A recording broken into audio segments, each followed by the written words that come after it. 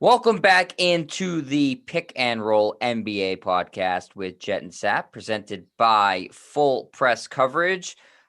We have plenty to talk about in the playoffs, as a lot has happened since last Friday when we last did a show.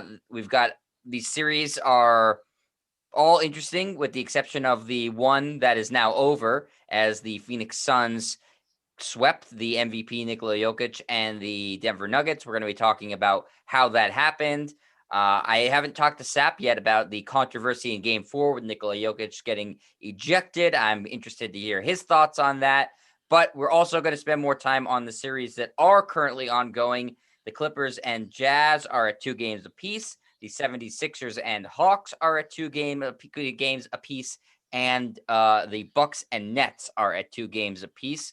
Tonight, we have that Bucks-Nets series in that pivotal Game 5. No Kyrie Irving, but perhaps James Harden in this one. Sap, just a general thought about this round of the playoffs so far? Or thoughts? About Doesn't have to be injuries. one thought.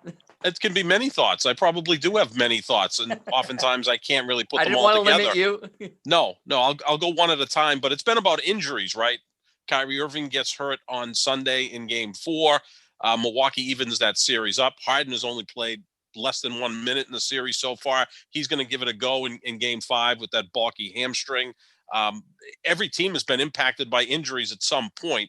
Milwaukee lost Dante DiVincenzo. Again, not a great player, but still a starter. I think they've missed some of his defensive intensity and three-point shooting. You look at Philadelphia, Danny Green's going to be out 2 to 3 weeks with the calf strain, but more importantly, Joel Embiid is playing with some sort of right knee injury, which has limited him. We saw him in Game 4. He goes 0 for 12 from the floor in the second half. Didn't think that was possible. Atlanta's missed a couple of players. Cam Reddish, DeAndre Hunter is now out, so they've lost 2 players that are rotational guys. Even in the Western Conference, the one team that's remained healthy for most of this has been the Clippers, but now Kawhi has something to do with his knee, but it doesn't seem to be that big a deal. He should be okay for Game 5 in that series against Utah. And Utah, of course, Donovan Mitchell's been dealing with that ankle since the end of the regular season. Seems like he aggravated in Game 2. They don't have Mike Conley. So every team has dealt with injuries. Denver got eliminated, got swept.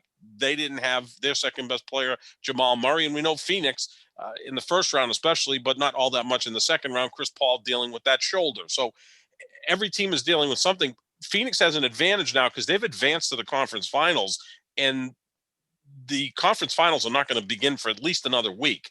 No, it's massive for them. You're right. It's massive for them, just to get Chris Paul healthy, to get everybody rested. The only thing is they're playing so well, they probably don't want too long of a break, right? Because right now they look like the best team in basketball.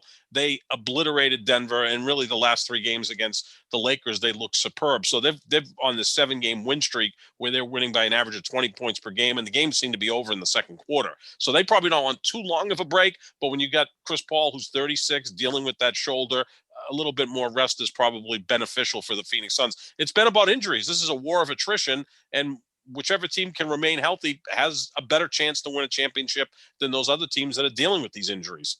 Yeah, I think you're exactly right that it's a war of attrition, and typically an NBA season is, as it's usually 82 games and it happens. It's the injuries are more heightened this year because the schedule is more condensed. It makes sense. Less time to rest means more susceptibility to injuries. So I don't think anybody should be particularly surprised by it. Obviously, in a perfect world, you want every team to be 100% healthy in the playoffs so you get the best possible matchups. It's just by virtue of how playoffs work. They're at the end of the regular season as opposed to the beginning. So you're going to naturally have players missing time. It's just part of the NBA. This isn't anything new. Maybe there's slightly a higher percentage of players getting hurt, but every year there's a team in the playoffs that's severely impacted by an injury that occurred either in the playoffs or in the regular season. Heck, 2 years ago, we saw it happen in the actual NBA Finals with Klay Thompson going down and Kevin Durant going down. So everybody's talking about the injuries, and that is obviously the big story, but it is also nothing new. This is what happens in football and baseball and basketball and hockey. The seasons are long, or in football's case, it's a very, very brutal sport. By the time you get to the end of it, players are naturally going to be hurt. Now, I mean, it's about depth. It's about depth, obviously. I think, Sap, too, that there's a degree of, with Brooklyn's injuries, Could this be potentially karma related? I don't know. I'm not a Buddhist. I think those are the people who believe in karma. But I do find it strange that the two people who burned teams in their past, Kyrie Irving and James Harden, are the two guys that have gotten hurt in this series. I'm just saying, if you're exploring religion, Sap, might be something to look into. Yeah, I'm going to push back on that, Jed. First of all, James Harden, I think his injury has more to do with the fact that when he left Houston, he was probably approaching my weight of 250 pounds, if not more. He was completely out of shape. He played himself into shape during the season. Then he missed the final month of the regular season with that hamstring. So I think that has to do with conditioning, maybe not karma. Kyrie Irving, people are saying, well, was it the same foot that he stomped on Lucky at the TD Garden when the Brooklyn Nets won Game 4? Look, I don't think there was karma that Giannis's foot was there when he came down. That's just playing basketball. I mean, that happens whether it be on the playground or, well, you could take it any way you want. And again, it's just, he went up and Giannis was there and he stepped on his foot and turned the ankle pretty badly. So you could paint it that way if you want. I just push back and say that there's injuries in basketball. And as you said, this has been going on for years. I mean, you can go back every single year and the championship has been determined by injuries. Even last year, I mean, the Lakers were going to beat the Miami Heat, we think. They did it in 6 games, but Goran Dragic was hurt very early in that series. Bam Adebayo was never right after getting hurt early in the series. The year before, you mentioned Golden State. Look at the Celtics, Gordon Hayward missed most of the playoffs with an injury. So they beat Miami. You don't know. It's a possibility. I mean, you can go back, obviously, 2015, LeBron in his first year back at Cleveland, loses Kevin Love in the first round against the Celtics, and then loses Kyrie Irving in the first game of the finals. Maybe that finals plays out differently. You can even go back to 2016 Western Conference Finals, or 2017. Remember Game 1, San Antonio was up big on Golden State, and that looked like that was really the NBA Finals, San Antonio Golden State in 2017. And then Kawhi Leonard got hurt his ankle. Jaja Pachulia ends up with a dirty move. Kawhi's out for the rest of that series. Golden State takes care of business. I'm not saying that San Antonio would have beaten them if Kawhi had remained healthy, but who knows? You keep Chris losing Paul these big stars. A couple years ago, right? 2019, right? Yeah, his second year in Houston, he's got the hamstring. They're up 3-2. He gets hurt in Game 5. They end up losing in 7 games. They probably win that series if Chris Paul doesn't get hurt. So this is something that happens all of the time in the NBA. Again, you've got a condensed schedule this year, and now are players not sure how to play in terms of staying out of the way of not injuring other players? We keep hearing that. I know there's so much micromanagement in sports that we saw the Kyrie injury in slow motion, like there's a Pruda film at some point. Could Giannis avoided being in that situation? I mean, he's got a huge foot. He's going up probably for the rebound if Kyrie misses the shot. So, again, the thing we have to be careful of, Jed, is these games are played at a very high speed. To slow it down and say, well, this guy could have moved this foot a little bit differently is ridiculous. It's ridiculous when you say, well, if he could have just slid his right foot over, Kyrie wouldn't have sprained his ankle. I mean, they're playing it at much higher speed than we even it's like realize. Saying, except, if Kennedy had just shifted his head a little bit to the other side, maybe that bullet wouldn't have gone through his head. Yeah. Well, it's a bullet and it's going at high speed. It's real time. I mean, you can't look at these things. That's why I always love to see hard hits in the NFL, and they'll show it in slow motion. It does no service to how hard the players hit because it's in slow motion. That actually diminishes the impact. Yeah, no, you're totally right, Sap. These injuries, these are humongous. Remember, humongous human beings that are moving and jumping and running at incredible speeds and heights and stuff like that. I don't think you can look at it that way. And no. I'm not saying karma and the fact that I'm happy Kyrie got hurt or James Harden got hurt. I'm just floating it out there that it just seems like a strange coincidence, Sap. I don't want to go all big baby on you and say, see, that was the leg that you stomped on with Lucky. That's what happened. Listen, I appreciate you, big baby, but I'm not going to celebrate Kyrie's injury. I'm just same pointing out that was it the same leg? I don't even know if it was the same leg. He knows what he's talking about. He knows what chicken legs and lamb legs and that sort of stuff. Those are the only legs he's focused on. Something you can devour. But obviously injuries are a story, probably the story, as they typically are at this time of the year. It's no different. It just with the Lakers and the Nets being so high profile and both of those teams being impacted by injuries, it's going to be a bigger story. Those were the two title favorites. Anthony Davis and LeBron James were hurt. Anthony Davis missed time with an injury, and the Lakers lost. And the Nets now have lost 2 in a row. Their second and third best player are hurt in this series. Yep. And meanwhile, Durant just keeps on trucking. For him, he had a bad game. He didn't shoot the ball particularly well for him. He still had 28 and 15. That just shows how good he is.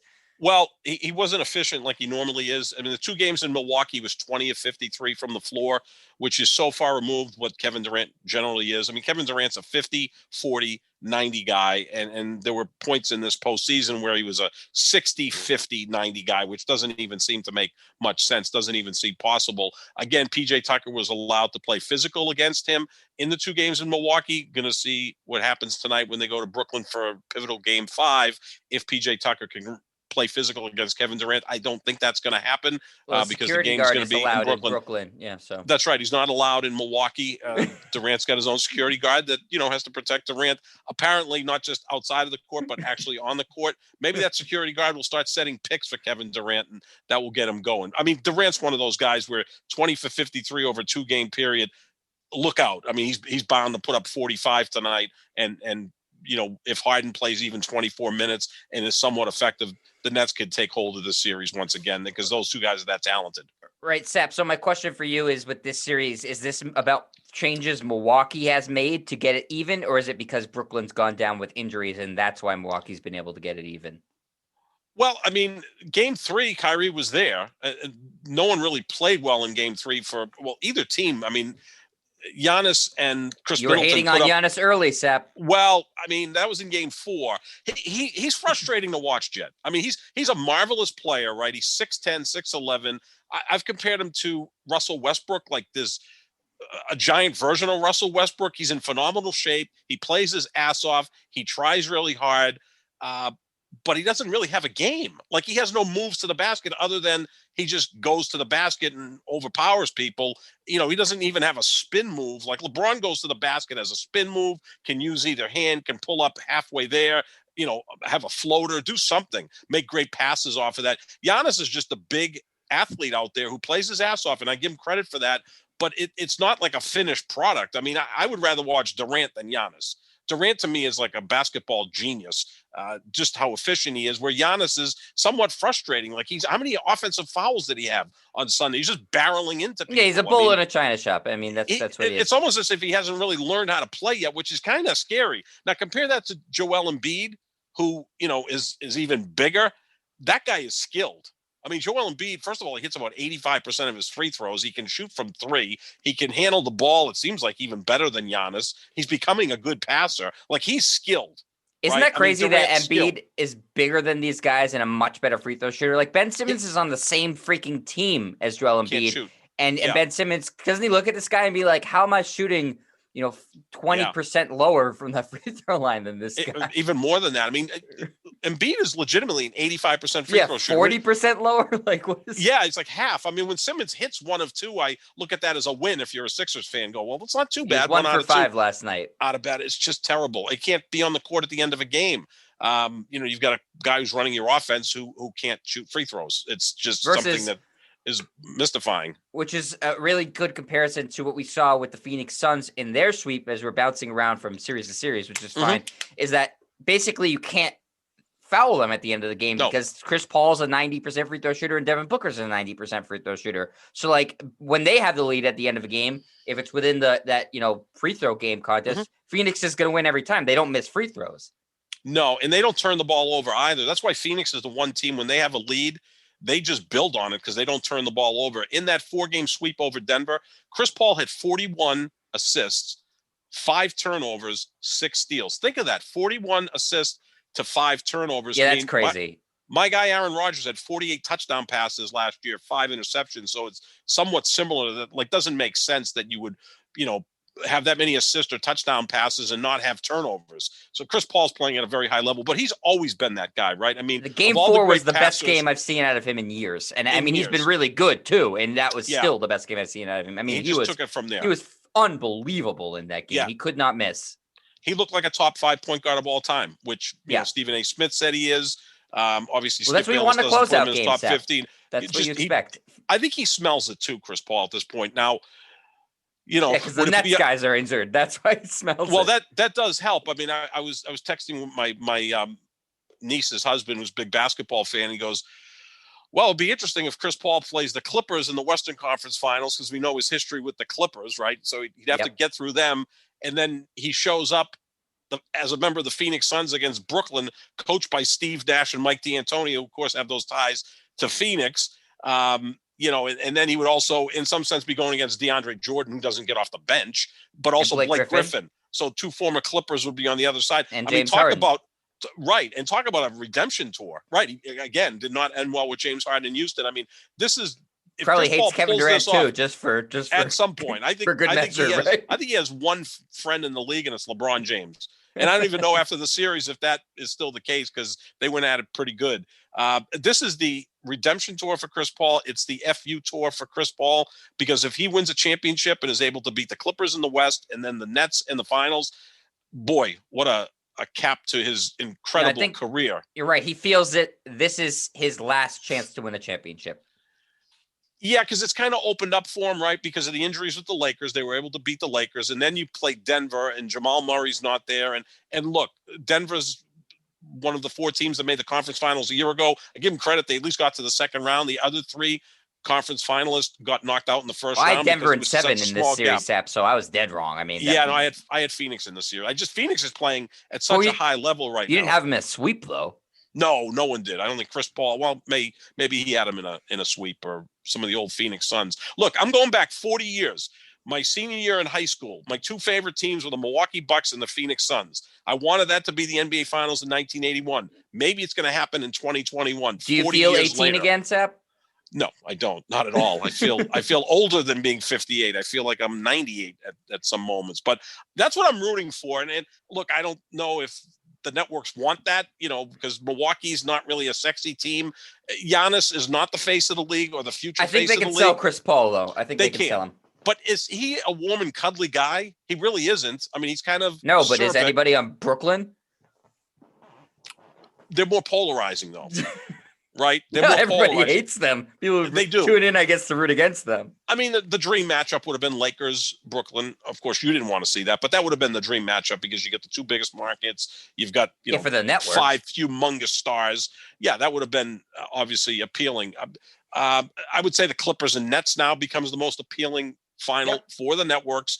And I've told you a million times, the Clippers at their best are damn dangerous. And I think we've seen that the last 2 games against Utah, because Paul George has stepped it up to the level that we think he can reach.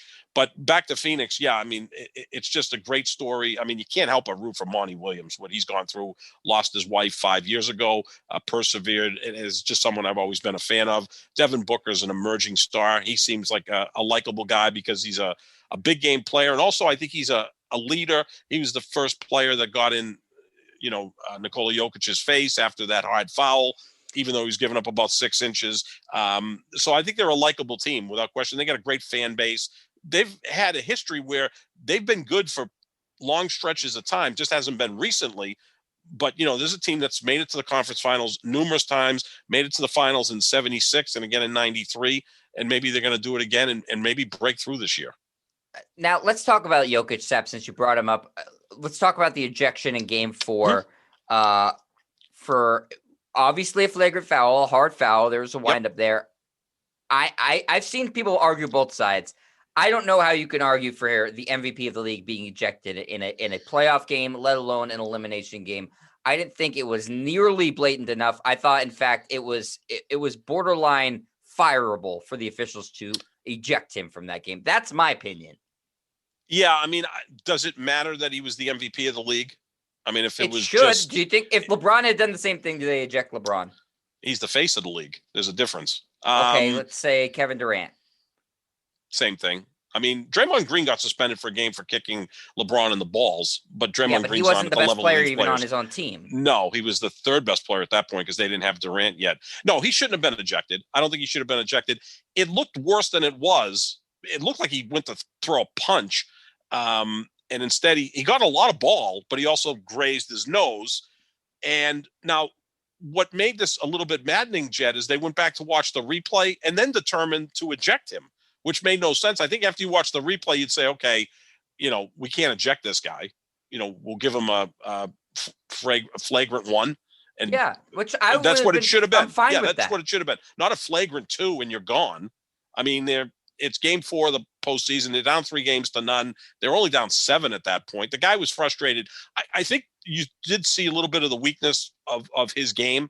He gets frustrated, and when he gets frustrated, I don't think he knows his way out of it. We saw it last year in the Western Conference Finals when Dwight Howard was physical with him. Remember a regular season game a couple months ago where the Celtics went on this incredible run? They put together like the best 12-minute stretch of basketball and came back and beat Denver. He just sat on the bench and wanted nothing to do with the final 5 minutes. I think he's mentally soft. He was also getting no help in this series too. Right. He didn't have his best teammate, Jamal Murray. Michael Porter, who is at times Jason Tatum's, at times Kyle Kuzma. Aaron Gordon is incredibly overrated. I mean, here's a guy he did nothing for them. Everybody talks about this guy like he looks like Aaron Judge, right? I mean, they look alike, about the same size. They kind of do. Aaron Judge is actually bigger. Aaron Judge is a lot better at baseball than Aaron Gordon is at basketball. Yeah. Remember at the trade deadline, Jet, everyone was talking about 3 guys on the Orlando Magic, right? Fournier, Aaron Vucevic, Gordon, and Vucevic. I'm like, if these guys were all that good that everybody wanted them, why does Orlando suck? I've always thought of that. He's a niche player. He's probably like a 6th man is what he is. Shouldn't even be a starter, right? On a really good team, he should be giving you 27, 28 minutes a game off the bench. An energy guy, right? Yeah. Almost what Brooklyn uses Blake Griffin for now when they're all healthy. Yeah, I think he's actually he's like a poor man's Blake Griffin when Blake Griffin was in his prime. That's what he is. Athletic guy who his game's not going to transition. Freakishly, I mean, he's an unbelievable athlete. But those guys don't transition later in their career to getting better. Because their biggest asset is athleticism. Like Chris Paul's biggest asset is his mind. I think Chris Paul, kind of like Paul Pierce, plays like an old man game.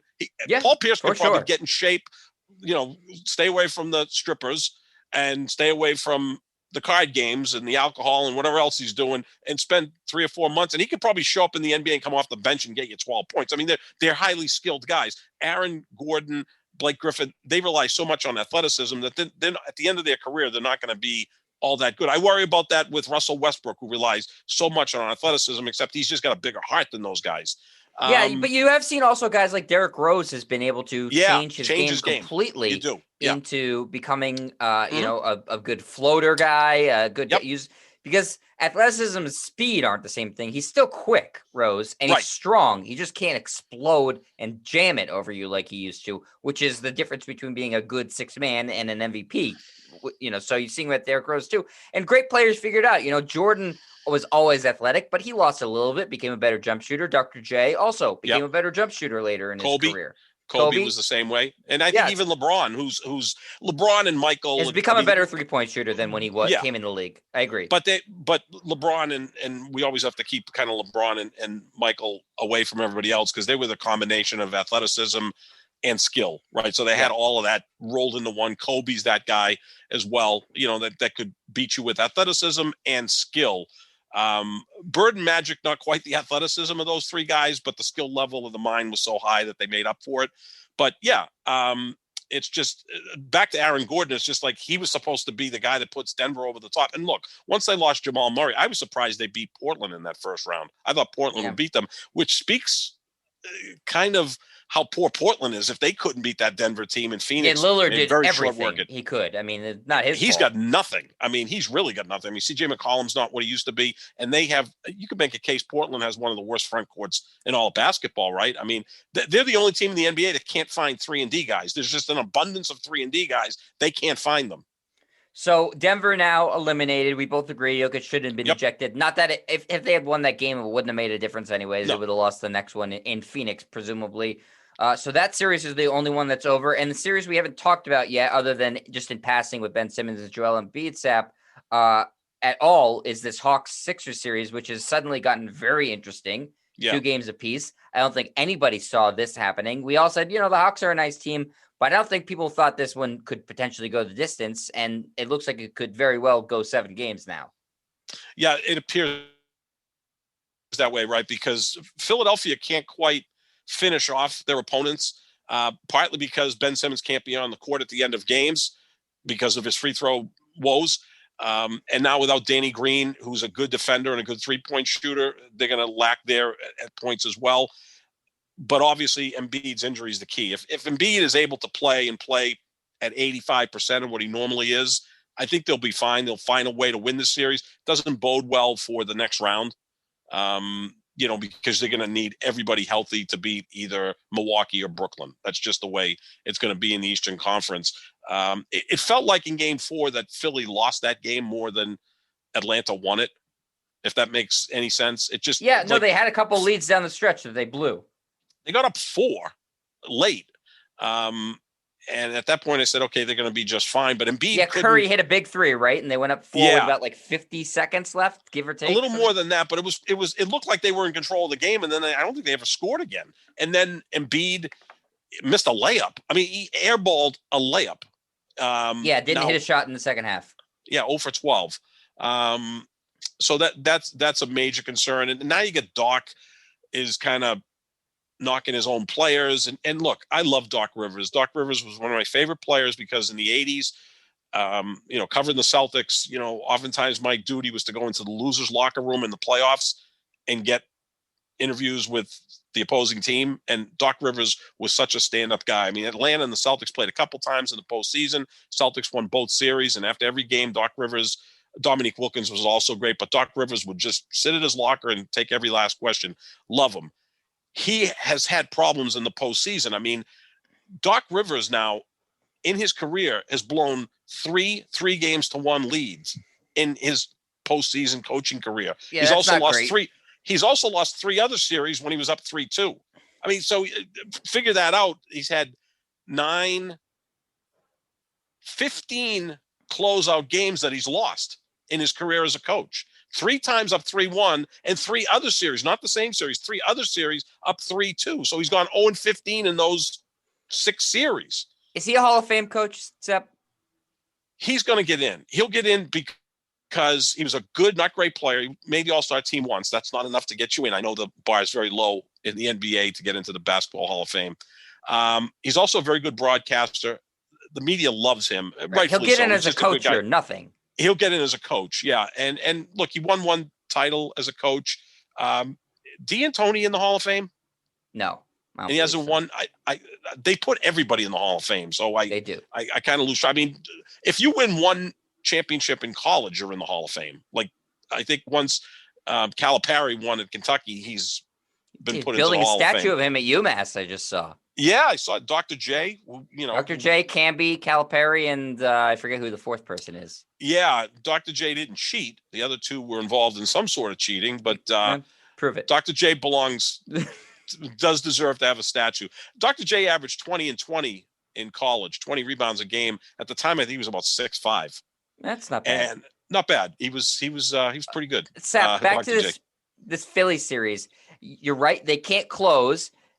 That's a big problem. Ben Simmons is off the court at the end of the game, so you can't shoot free throws. Here's my big problem, and I've been saying this for months, and I like Ben Simmons' defense. You like Ben Simmons a lot more as a player. 11 points last night, Sap. Yeah. It's the playoff.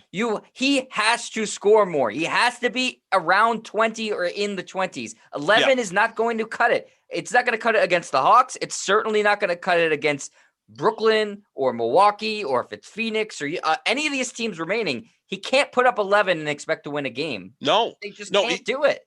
And he's got to be better at reading the room, right? And saying, okay, we don't have Danny Green. And I'm not trying to overrate Danny Green, but he's a nice piece for that team, right? I mean, he's a guy who's won 3 championships with 3 different places. He's a good ball player. I mean, he's not a great player, but he's a guy that, is a nice piece on a championship caliber team. He's probably like the 4th best player in the Celtics. Yeah, probably the 3rd best player in the Lakers. They probably should have kept him. But he's out. And now you've got Embiid struggling in the second. It was obvious Embiid was struggling in the second half. It looked like he couldn't even get up and down the court. Sometimes that's just Embiid. But his turnaround, his jump shot, it seemed to be about a foot off. Like it He wasn't was even settling close. for threes too. You were Yeah, late you in could the just game. tell he You took wasn't a right. couple threes. You're going, what the hell? At that point, Embiid's got to realize, okay, I got to take over here. Like I got to read the Simmons. room. Simmons has got to read the room and say, I've got to take over. I'm supposed to be that guy. I mean, he's a max player, right? He's considered Yes. a franchise caliber player. He's Number got to one take pick, max over. contract. Yeah, I mean, the skill level is ridiculous except he can't shoot. And that's something that I wonder if he works on it in the offseason. And all those great players we mentioned, they always came back every year better at something, you know.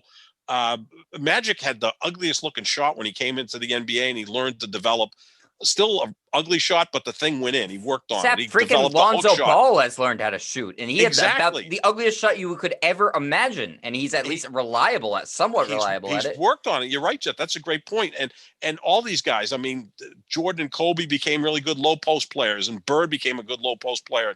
You know, LeBron's worked on his 3-point shot. There's no reason he shouldn't be a 20-point a game scorer. No reason. Not at 6'10 and a half, 250 pounds. I mean, the guy is a freak. He's left-handed, which I think always gives you somewhat of an advantage. He's long, he's strong. I mean, even when he goes to the basket, it doesn't seem right. Like he seems to be like a half a step off when he's going to the basket, so that he's not quite at the rim, but he's a little too far out to really just lay it in. And it's kind of confusing. It's frustrating watching him play. 11 points, 10 shots. Like you can't be that guy and expect to win a championship. You need to take more. Even like, okay, we know Giannis, he's not a good shooter, but he'll take them. And by virtue Giannis, of just taking them more, he'll score more points. Simmons won't even attempt it. I'm not saying even necessarily be better at it, but you throw the ball up, occasionally it's going to go in. He has to provide more points for his team. Period. No. This is not going to get it done.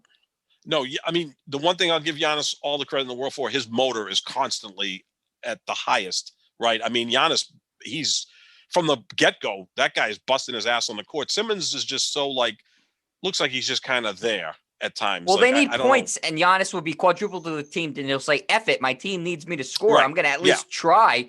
Simmons, try. He would so much rather pass the ball in every situation. He would be comfortable taking no shots a game. Yeah, which is fine if you've got a bunch of scorers around you. That's nice. You've got Embiid, who's playing on one leg, who's 0 for 12 in the second half. You don't have Danny Green. You know, I mean, I love Seth Curry, but is he the go-to guy? Tobias Harris has outplayed Ben Simmons in this postseason. Oh, Tobias Harris is a legitimately good player. Now, there's another guy. He only took 15 shots last night. I thought he should have got more aggressive. Yeah, and he was 8 of 15. He was good. Yeah, he's good. He's just he and Chris underrated. Middleton he's very good. Are both similar players, right? They're both very perfect similar. as like the third guy. They're pros. They're there. They're probably the easiest guys to coach. You don't have to worry about them. They're not quite good enough to be. But that's Robin the frustrating part with the Sixers. Yeah. Like you have the number one guy in Embiid. No one argues that he can be the best player in the championship team without a doubt. You have the number 3 guy in Harris, a perfect number 3 guy, and you have the guy that should be the number 2 guy. It's like they have the formula to win a championship, but Ben Simmons won't take that adjustment to his game to make him that player that he needs to be in order for them to win a championship. He has the skill to do it and the talent around him, but he hasn't made that leap. And if I was a Sixers fan, I would say, please talk to Portland, trade this guy for Damian Lillard. We can win a championship with Lillard, Harris, and Embiid. That's a championship team. This should be a championship team, but Ben Simmons hasn't grown as a player enough for it to be a team that I think can be taken seriously against Brooklyn if they're healthy, or even Milwaukee if they're healthy. Ben Simmons should be Scottie Pippen, like a modern day Scottie Pippen. I mean, he's a little bit bigger, but that's just the progression of the game. Everyone's bigger, but he's got a similar skill set, like great defender, can defend all different types of players, outstanding rebounder, great passer. But Scottie Pippen became a really good scorer. I mean, when Jordan wasn't there for nearly 2 years, Pippen elevated and averaged over 20 points per game. In fact, Pippen, I believe the first year without Jordan was 3rd in MVP voting. He had a great year, and the Bulls still were contenders. They went from 57 wins with Jordan to 55 without him. So I think Simmons should be Scottie Pippen, and Pippen at times was passive offensively because he was playing with the greatest scorer of all time. Ben Simmons is playing with Embiid, but I think he should force the issue a lot more. That's an interesting trade because I think he would be perfect in Portland. It's more laid back than Philadelphia. I don't know how he survives in Philadelphia. That is a very intense market. Like Philly, Boston, New York are and probably they're the three weirdly craziest protective markets. over him, though. Yeah, which doesn't make a lot of sense because they'll boo. I mean, Bryce Harper, 3 weeks into his journey in Philadelphia was getting It's booed. like They'll one boo game anybody. into it. He went like 0 for 4 in his first game. They Yeah, were throwing I mean, snow cones at him. they booed Donovan McNabb when he got drafted. I mean, so Philadelphia's a tough time, but for some reason Simmons skates. It is odd. It's an odd thing to watch. Why isn't he a more skilled Giannis? He's the same height and weight as the guy. And he has a better feel for the game. Just as athletic. And he has a better feel for the game. He's a better passer. Yeah, it's just I don't know. Giannis scores 15 more points a game than him. Yeah. I mean, does that make sense? Well, do you also look back and say, geez, the guy was at LSU that couldn't even get into the tournament? Yeah. Okay, so, I mean, I don't want to compare everybody to LeBron James. If LeBron James went to Ohio State for 1 year. Win the national championship. Did win the national championship. Yeah, because, I mean, that we're talking, again, someone totally different. That's a different thing. But you think if Kobe went to Duke, Duke would have contended for a national championship? Yeah. Hell yeah. Ben Simmons goes to LSU, they don't make the tournament. That's what was my only turnoff of Markelle Fultz back in 2017 at the draft. I'm like, if this, and you watched the tournament, it did make the tournament. You watched them a lot more than I did, and you said this guy's, got the potential to be really good. I thought he was a home run, no doubt. And he still could be because when he's been able to play, you see it, right? You see, some similarities. That's a very interesting skill set. He does. He's kind of like a Russell Westbrook type, but he just can't stay healthy. But I also wonder, can't these guys at least drag a college team? Like Zion at least got to the regional finals at Duke, although his team was loaded. They lost to Michigan State in that one bucket game. College team. Yeah, I mean, you see that. I mean, I'm not going to get into Kemba Walker won a national championship at Connecticut, but you get my point. That Ben Simmons couldn't even bring LSU to the tournament.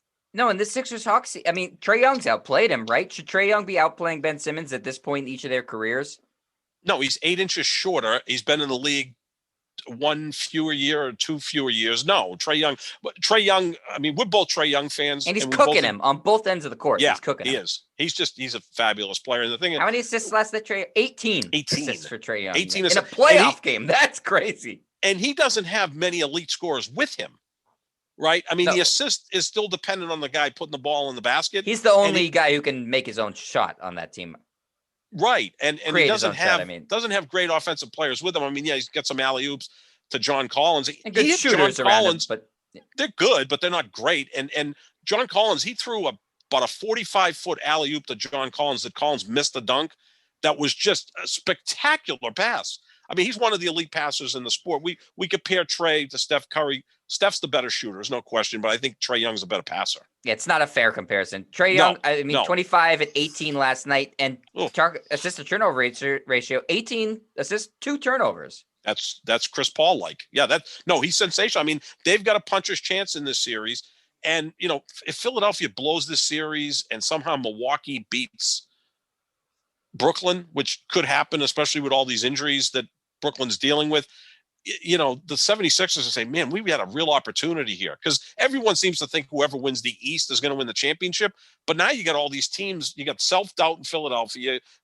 Milwaukee still looks very bumpy offensively. I mean, they were allowed to play physical defense in Milwaukee. They're going to be allowed to do that in Brooklyn. Brooklyn's got all these injuries. Atlanta, I don't think, is ready to win a championship. Meanwhile, Phoenix is sitting at home, got a week to rest. I mean, maybe the path broken opens very for well them. for Phoenix. It has broken very well for them. If Philly loses the series, Sap, do they trade Simmons in the offseason? It's a massive contract, but I think, man, that's an interesting trade. I don't see how they could run this back if they lose in this round to Atlanta being the 1 seed. I don't know how they can justify bringing the same team back. Yeah, 2 years ago you lost to Toronto on Kawhi's buzzer beater in Game 7. Okay, right. So you shake hands and go off the court. Last year the Celtics swept them in the first round. Ben Simmons, and you can just say, look, it was a COVID year and the bubble and whatever. You can use that as an excuse if you'd like. This year, though, it was set up for them. Number 1 seed.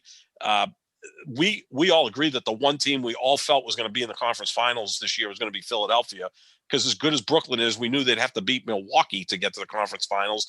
And we've seen in that series that's a real series. Right. So, and even in the West, I mean, you were higher on the Lakers than I actually was, but the West was very wide open because it was deeper than the East. So the one team I felt was going to make the conference finals was Philly, and they had it last night. They were in total control of that game, and they stopped playing. And now this means you're going to have to play at least 2 more games to get to the conference finals, and who knows what Joel Embiid's knee is like right now. He's got a slight meniscus tear. From what I understand, he really can't do much more further damage on it. What happens is it's a flap, which sometimes gets stuck in the mechanism of the knee, can cause incredible pain, and then it pops back out. It's just going to be pain management, pain tolerance. And again, from what we've seen of Joel Embiid, I don't think he's great with pain management. Some guys are. He doesn't appear to be one of them. Again, he's a huge guy. He's 7'1", a lot of weight to be putting on the knee. Yeah, he's massive. And his game, I mean, every time I watch him, I'm in like total shock at how good he is. Like this guy could be a top 5 center of all time. Maybe he should develop a sky hook. Or he could develop anything he wants. But I mean, when Shaq says he's better than Shaq, that's saying a lot, because Shaq doesn't throw compliments around. This guy looks like a bigger version of Hakeem Olajuwon. Like, I mean, that's he does. Scary. You're right. That's what it reminds me of. I mean, the hands, he's got phenomenal hands. He's now becoming a decent passer, the great free throw shooter. He can hit threes. I wonder how seriously he takes the sport. He can put the ball on the floor too. Oh my God. I mean, he's just like, he's scary. And if he takes conditioning more seriously and all of that, he may just be a guy who goes through his whole career, becomes a Hall of Famer, but underachieves because he never really took it seriously. The way that the 3 great centers that we always talk about, Russell, Kareem, and Wilt didn't necessarily take it seriously. He's just so much better than everybody else that, right. By accident, not by accident, by genetics, he was one of the 3 greatest centers. I talked to a good friend of mine, Upton Bell, who actually played high school basketball against Wilt. And he said Wilt had so many other interests, including, sleeping with 20,000 women, that the game of basketball was not high on his list of things that he was mostly concerned about. Whereas Russell ate, drank, slept, everything basketball. He's such a competitor. And Kareem, he was that way, except not quite as vocal, say, as Russell as a leader. He just did it by example. So Embiid's got that type of talent, though. There's no question Embiid's probably more gifted than Moses Malone or Olajuwon or Shaq. A few in the league, in the history of the league, have been more talented than Embiid. Yeah, I mean, just from pure basketball talent standpoint. Shaq said it, right? I mean, if Shaq's saying it, then I'm going along with it, because, like I said, it wasn't a one-off. He says it all the time. And Shaq, again, does not throw compliments around. I mean, he's more gifted than Moses Malone. If you had taken Moses Malone's engine and put it into Joel Embiid, you'd have the greatest center ever. This guy is that good, and he's easy to root for. I like him. I know you do too. He's the personality. Yeah, I think he's got a great personality. Got a great personality. He's a troll. He is. He's great. He's fantastic. I love him. He loves being. He's a wrestling heel. Oh, he's great. I mean, the league is better because of Joel Embiid. And then you got Simmons, who makes Kawhi Leonard look like a frantic guy on the court. Like, I mean, Kawhi's a cyborg, but Simmons is a cyborg with. Yeah, he's the CD-ROM you install into the cyborg. He is, exactly. Yeah, Kawhi looks, like Russell Westbrook compared to Simmons. Yeah. So it's kind of frustrating to watch Simmons. It's a weird dynamic, those two players, and from reports, they're not necessarily good friends. I don't think how so. Could they be? I mean, opposite personalities. Embiid's like the life of the party, and Simmons looks like he's in a trance most of the time. Yeah, so I'm glad you brought up Kawhi, because we're going to wrap up with this series. We haven't talked about the Utah Clippers series, which, again, like these other series, 2 games apiece. Sap, how have the Clippers gotten back in this, and what stands out to you the most so far through 4 games in this series? Offensive efficiency, and the biggest thing is Paul George the last 2 games has played the way he's quite capable of playing. Playoff P. Playoff P has showed up in games 3 and 4. And, we talk all the time about maddening players in the league, like Ben Simmons. Paul George is one of the most maddening players in the league. And I'm watching him and I say, this guy has no discernible weakness, right? I mean, there's 8 things to do on a basketball court, he excels at all of them, right? I mean, the guy can score from 3, from mid-range, go into the basket, although he misses more layups than any great player I think I've ever seen. But he can score in a multitude of ways. Excellent passer, really good rebounder, can defend all sorts of players. Like, he's got all the skills you would want to be a top 10 player, maybe not even a top 5 player, but up there. And he never quite puts it together. He's to me the opposite of Jimmy Butler. Jimmy Butler is the player who is greater than the sum of his parts, whereas Paul George is the player that is less than the sum of his parts. Yeah, but you not kind the of get the last 2 feeling that games. if you swap the two of them, Oh, Miami wouldn't have made the playoffs, and the Clippers would be heading towards the championship right now. yeah, just based on their DNA. Now, if you put, Jimmy Butler, the whole other stuff that Jimmy Butler brings, which he can be an a-hole, right? I mean, but Yeah. sometimes that's what you need, and you put it into Paul George, you'd have like No, a Paul LeBron George is James more type player. like naturally gifted than Oh my Jimmy Butler, God! for sure. I've compared Jason Tatum to Paul George, and Celtic fans, oh no, he's got to be better than that. I've said, well, the skill level. I mean, Paul George's skill level is off the charts. I mean, there's nothing he can't do. He did finish third in MVP voting a few years back in 2 years Oklahoma ago. City. Yeah, Just so 2 years ago.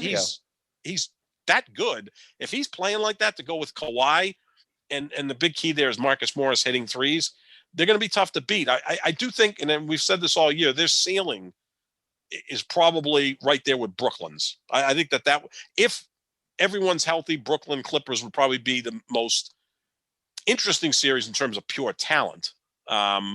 Because Kawhi does have the championship. It would have the largest DNA. collection of talent on the court at a given time. And great matchups, right? Because you could run Kawhi or Paul George at Durant. You're not going to stop them. But, you but can the run problem them is at sometimes the Clippers suck, even though they they'll play terrible despite their talent. Wildly unpredictable for a veteran team.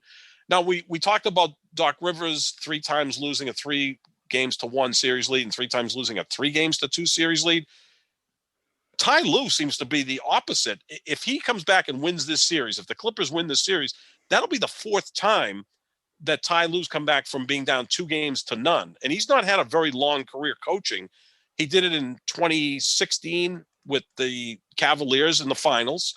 He did it in 2018 with the Cavaliers in the Eastern Conference Finals against the Celtics. He was down 2-0, and they came back and won. He did it in the first round against Dallas by losing the first 2 at home. I mean, you lose the first 2 at home, you generally don't live to tell about it. And here he is again, started this series against Utah down 2-0. They look to be in complete control of this because Mitchell, as great as he is, he's not an efficient scorer, and I don't think he's 100% right now. I think he tweaked that ankle towards the end of game 2, and they really miss Mike Conley. If Conley can get back into this series, then you could have a big difference. But the Clippers are damn scary when they're clicking on all cylinders. But like you said, Jet, they're not consistent. And your guy that you were so excited about them getting at the trade deadline, Rondo, has been a healthy scratch. He's not even in the rotation anymore. And you just learned Ibaka is not going to be back for the playoffs. Yeah. He's got a back injury with surgery. So they're not even at full capacity, and they've been playing really well these past 2 games. But, I mean, I don't think that because of the way they play, they could easily lose the next 2 games and be bounced. I don't know how to make heads or tails of this team. No, and I haven't since the playoffs started. I had them eliminated after they lost the first 2 games in the last round. Yeah. And they maybe headed to the finals at some point. I just can't. I would say don't bet on any of their games. Yeah, they're almost like the Michael Porter of teams, right? When they're good, wow, they're really good. When they're bad, they're really bad. Like the ceiling is high, the floor is low. It kind of all depends on Paul George, right? I mean, if he's playing like he has the last 2 games, you have 2 elite players because we know Kawhi is that guy, right? I mean, Kawhi does everything on the court. He's already proven it. Mm-hmm. He had a dunk last night that was just absolutely. Oh man, that was crazy. Over Derek Favors. I thought he put Favors into the basket. He does some things on the court that remind me of Dr. J because he's got enormous hands. I mean, thus the nickname, the Claw. And it's just like he's one of those guys, too, when he's going up, and you're like, is he going to dunk this? And then he does, and you're like, holy crap, because he's 6'7". He's not a huge guy. And he just casually will just dunk over somebody. No reaction. Same thing. No reaction. He hit a free throw. Yeah, I mean, they asked him after the game. 2 points. Yeah, it's 2 points. Next time I'll come down and have 3. They asked him after the game the other night, you're 2 wins away from getting to the Western Conference Finals for the first time in franchise history. He goes, I'm not worried about the Western Conference Finals. I'm here to win a championship. I don't pay attention to anything on the outside. And I believe every word he said. Was he on the Patriots? He would be a perfect Patriot. Well, he was a Spur, same type of thing, right? Yeah. And then after a while. Probably Belichick's favorite basketball player, right? Oh, absolutely. I mean, that'd be perfect, right? Like, as I said, if everybody was like Kawhi Leonard, the league would be Shows IBM, the not team in the the locker NBA. room clips of Kawhi Leonard. That's how you talk to the media, guys. Just like Right. that guy. Don't say a word. Yeah, I mean, he was just, and it's so funny watching after the game, especially Paul George, who, he talked about some issues he had in the bubble last year with anxiety. Yeah. And Paul George, you can tell even in his post-game interviews, he's constantly like looking down. He doesn't make eye contact. He does seem so uncomfortable with the spotlight, right? I mean, some guys eat it up. Well, remember, Like, both of those guys, smaller schools. Paul George, Fresno yeah, State. Kawhi Leonard, yep, San Diego State. I mean, not high draft picks. no. So a different DNA than some of these other guys. Weren't they almost, no, actually, wasn't Kawhi drafted by Indiana and then traded Yes, for George Hill? Yeah, George Hill, correct. Oof, Yeah. that was a bad trade for Indiana. I mean, Yeah, imagine if Larry Bird didn't get that one right. Whoa. Imagine Kawhi and Paul George growing up together in Indiana. That would have been interesting. And then they decide to go elsewhere, end up in LA. Yeah, that's right. They were almost teammates in a different city. Yeah.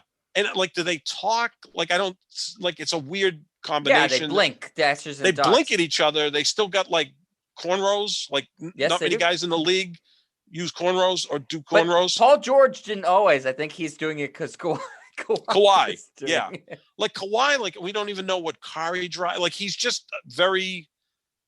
I get the feeling. I remember years ago. His sneaker sponsor is New Balance. New Balance, yeah, which I wasn't aware they made basketball sneakers. It's a running shoe company. Yeah, I mean, there was a time for old white guys. For old white guys, yeah, like I probably have New Balances somewhere in my closet. You go to the hospital, you see every nurse in the hospital wearing. Yeah, he's wearing nurses' shoes. I mean, he's not even with Nike. And I remember years ago, Ken Griffey Jr. was so sincere and kind of innocent when he first came up with the Mariners. Even his first few years, his check, he just had a savings account and a checking account. Like he would physically, I mean, this is before direct deposit, but he'd like go to the bank with the check. He wasn't really diversifying his funds. Like now these guys like don't even see, where the money is. What do you say? Can you make change for 15 million? Yeah. Yeah. It's almost like, sir, your check is 250,000 every 2 weeks. Okay. Well, put 50 in my savings account, put 50 in my checking account. And, it's like, but Kawhi almost is like the rest. Petty cash. Kawhi reminds me a little bit of Kramer, in Seinfeld. I don't know what he spends his money on. I have no idea what he spends his money on. I remember Kramer one time, Jerry. But I bet you it's a safe investment, whatever he spends. Yeah, he's a 2% guy. But Kramer and Seinfeld was, Jerry was like, yeah, I'll go to the tool shed to get that stuff. And Kramer took him literally, thought that Jerry had a tool shed, a shed with all these tools in it. So, no, he's a unique player, and this time of year he's scary. He's scary because I don't think it really affects him. Either so do you think the Clippers are going to close this out, Sap? Utah's tough to beat at home. I mean, very tough. Mike Conley is the key if he comes back. But again, you coming back from a hamstring, how good is he going to be? And he's a guy who relies on explosion, right? He's an explosive athlete. How good is he going to be with the hamstring? I could see Harden playing through it because he's, kind of a fat guy who plays on skill more than athleticism. And just draws fouls, so and draws fouls, yeah. And the whistle is going to be in favor of Milwaukee tonight. I mean, in favor of Brooklyn tonight. That's all we've heard about PJ Tucker. Turned into Lawrence Taylor in 2 games in Milwaukee against Brooklyn. So if Connolly can get back in this thing, I think they have a chance. But Mitchell's going to have to carry them. He broke 30 the other night. We have 37 in the loss. 9 for 26. I mean, they are for a team that should be so great defensively with 2 of, in my mind, the best perimeter defensive players. They have been giving up some large amounts of points to individual players. Luka averaged like 40 in that series, and Mitchell is averaging like 40 in this series. Is it just the league, Sep? Well, unless they just let him shoot, let him get his points, we'll hold everybody else down. I mean, maybe that's how you beat them. Maybe that's the strategy. Dallas didn't really have anybody else, so that strategy worked through 7 games. And the strategy here is who's Utah's second guy? Jordan Clarkson?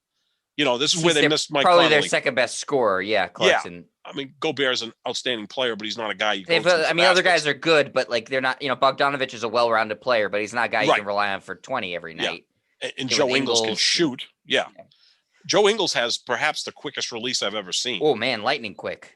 It doesn't even touch his hand. It's like he redirects it, and he's left-handed. Maybe he should teach his country mate Ben Simmons to shoot. I know. Someone's got to teach Ben Simmons something. All right, Sap, let's end it with the line tonight. Bucks Nets only game on tonight. Again, 2-2. James Harden looks like he's going to give it a go. Kyrie Irving will not play. Milwaukee's favored in Brooklyn tonight by 2.5. I don't know if that is going to be updated with the news about Harden playing. I would imagine yes, or maybe it'll just get taken off the board completely. Earlier, no, they'll never take it off the board. But it was 4 earlier. So the 2.5 has to do with Harden now being expected That's all to I play. think he's worth. Well, you don't know with his injury. I like Brooklyn tonight only based on the zigzag theory. I think Durant's going to have like a monster game tonight. I think this is the biggest game of Giannis's career. Yeah, no, you're right. So I will take Milwaukee. Okay. But I don't feel good about it. And I will take them I will take Brooklyn with the 2.5. So I'll take Milwaukee winning, but I think that it'll be a 1-point game. You're threading a needle there. That's a tough one to pull off. Yep. It's like trying to draw an inside straight I'll flush. look either very smart or deny that it ever happened tomorrow, Sap. Casinos like guys like you. I mean, take Milwaukee with the money line and take Brooklyn plus the 2.5. That's called a middle. That's a possibility. Why I don't gamble. Me too. Probably. That's two of us. So I've been hot in this postseason, except for with this Nuggets series, which I would have lost people a fortune had they listened to me. Yeah. No, I mean, the Nuggets I think they were just gassed, to be honest with you. Like every other team that made it to the conference finals last year. It was such a short off season. They had nothing left. Yeah. All right, Sap, that's going to do it for us. We'll be back tomorrow with more of the Pick and Roll NBA podcast with Jet and Sap. We are presented by Full Press Coverage. We're also going to be on a new app soon, Halftime's Hoop. We'll tell you more about that as we're going to be doing a couple of live shows on that app. So stay tuned, listen for how to download that and hear us there. We're excited about that. And we will give you all the latest stories around the NBA tomorrow when we are back. Make sure you check out our Twitters at JohnSapp25, at JetStryer, and the YouTube version if you're not watching already, youtube.com/JetStryer. See you, everybody.